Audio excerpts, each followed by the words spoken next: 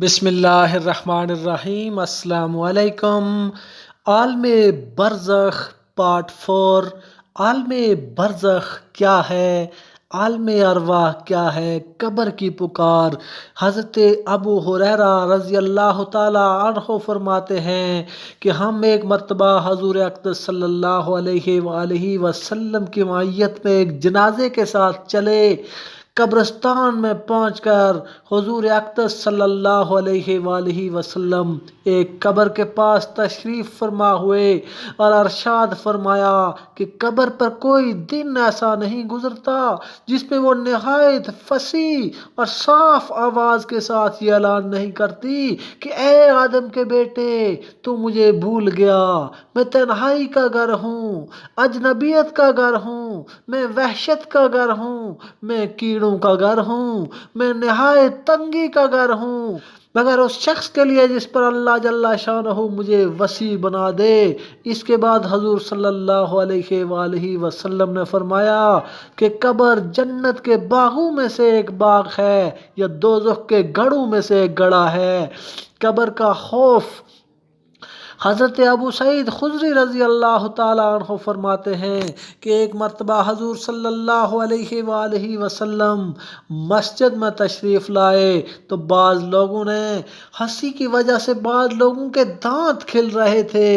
हजूर सल्लल्लाहु अलैहि वसल्लम ने अरशाद फरमाया कि अगर तुम लज़्ज़तों को तोड़ने वाली मौत को कसरत से याद करते तो वो इन चीज़ों में मशगूल होने से रोक देती जिनसे हंसी आई। हर शख्स की कब्र रोज़ाना ऐलान करती है कि मैं बिल्कुल तन्हाई का घर हूँ, मैं सबसे अलहदा रहने का घर हूँ, मैं कीड़ों का घर हूँ। जब नेक मोमन दफन होता है तो कब्र उससे कहती है कि तेरा आना बड़ा मुबारक है, तेरे आने से बड़ी खुशी हुई।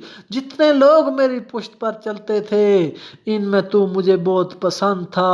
आज तू मेरे पास आया है तो मैं अपनी तर्ज अमल अपना तुझे दिखाऊंगी।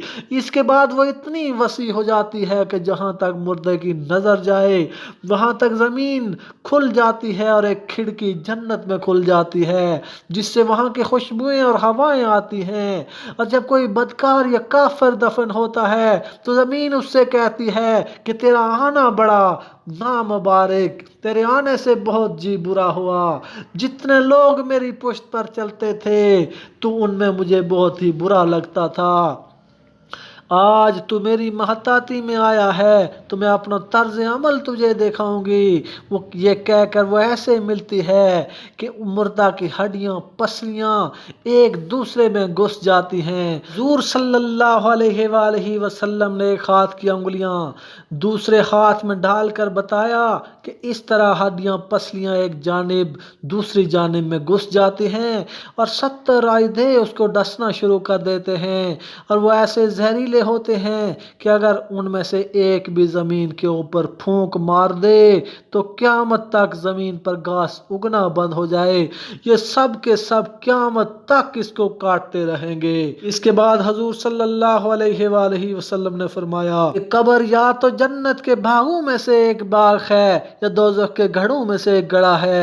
हज़रत इब्ने उमर रज़ी अल्लाह ताला अन्हु फरमाते हैं कि एक शख्स ने हजूर सल्लल्लाहु अलैहि वसल्लम से दरियाफ़त फरमाया कि या रसूल अल्लाह, सबसे ज़्यादा समझदार और सबसे ज़्यादा मोहतात आदमी कौन है?